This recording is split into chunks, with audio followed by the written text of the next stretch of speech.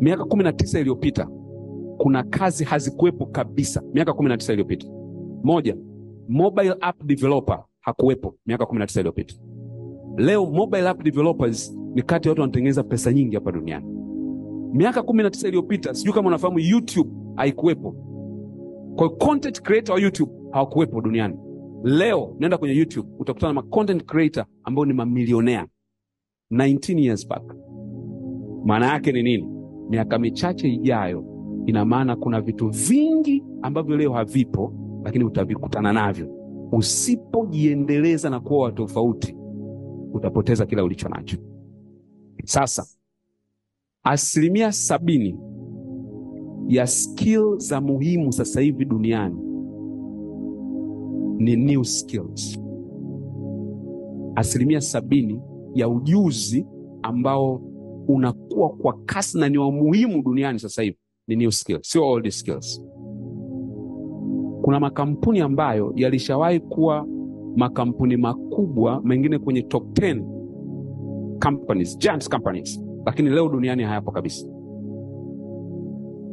Nokia aliwahi kumiliki 98% ya soko la dunia la simu.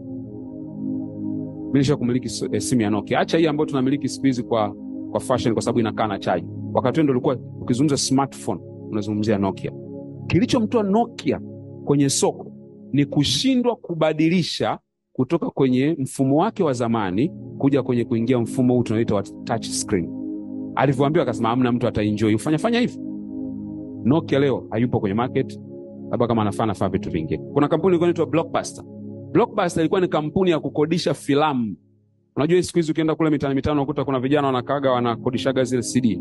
Sasa Blockbuster ndio kampuni ya kwanza kufanya biashara ya kukodisha zile tape. Baadaye zikabadilika kuwa CD. Kwa watu walikuwa wanaenda wanakodisha kwenye hela zao, wanaenda wanaangalia, ukiangalia movie ukimaliza unarudisha, unakuwa umelipishwa hela pale. Hajakaa vizuri, kampuni nyingine ikaja. Siku hizi movie watu wanaangalia kwa kutumia nini?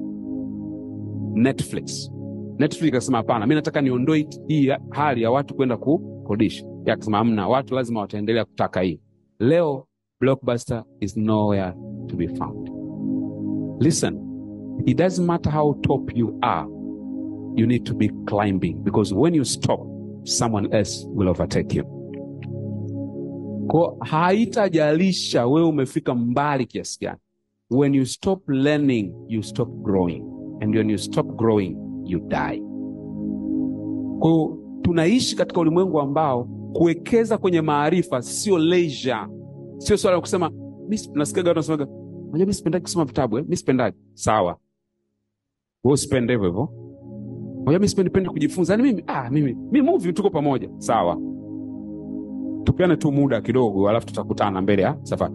Tunaishi katika ulimwengu ambao learning is no longer an option. Sio kwamba unataka au hutaki, ni lazima.